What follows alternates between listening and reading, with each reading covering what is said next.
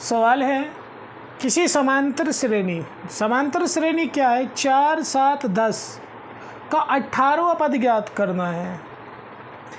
4 7 10 यानी कि जो AP है आपके 4 7 10 और आगे भी ऐसे ही पद चल रहे हैं, तो हमें 18वां पद ज्ञात करना है। जैसे कि ये पहला पद है, ये दूसरा है, तीसरा, चौथा, पांचवा, ऐसे करते करते हमें 18वें स्थान पर कौन सा संख्या होगी, कौन सी संख्या होगी, उसको ज्ञात करना है। तो सबसे पहले प्यारे बच्चों AP के नियम होते हैं कुछ, उनको आपको याद करना है।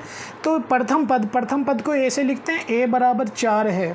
A बराबर 4 जो शुरू में होगा वो प्रथम पद होगा, उसको A से लिखेंगे। और उसके बाद सार्वंतर को D से लिखा जाता है। D निकालने के लिए हमें किसी भी पद में से उसके पूर्व पद को घटाना पड़ेगा। मतलब 7 में से अगर 7 में से घटाएंगे तो 4 घटेगा और प्यारे बच्चों घटा कर 3 बचा। और अगर 10 में से घटाएंगे तो 10 में से 7 घटाना पड़ेगा, तो तब भी 3 ही बचेगा। तो यानी कि D का मान 3 हो गया।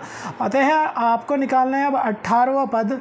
तो प्यारे बच्चों 18वें पद के लिए आपको सूत्र लगाना पड़ेगा A + n-1 × D।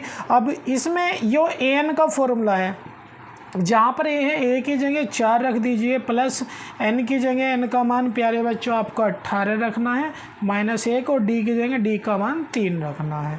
तो 4 + 18 में से 1 घटाइए, बचा 17 गुना 3। 17 की गुना 3 में करेंगे क्योंकि बोर्ड मास नियम लगेगा। 17 × 3 = 51 और 51 में आप जोड़ दीजिए 4, तो ये हो गया 55। तो प्यारे बच्चों 18वां पद हो गया 55।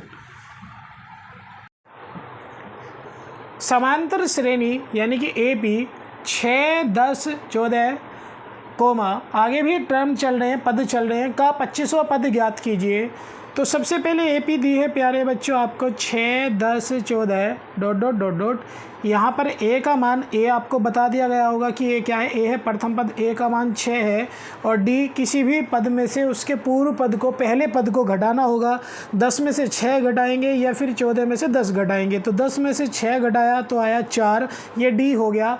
ये 25 जो है ये N का मान हो गया। तो आपको 25वां पद ज्ञात करना है प्यारे बच्चों। तो 25वां पद बराबर सूत्र लगेगा A + n-1 × D। A की जगह A का मान 6 प्लस N की जगह N का मान आएगा 25 -1 D की जगह D का मान 4। तो 6 + 25 में से 1 गया 24। 24 की गुना 4 में कर दीजिए प्यारे बच्चों। 24 की गुना 4 में करेंगे, 24 का 96 में 6 जोड़ देंगे तो 102। तो 25वां पद 102 हो गया।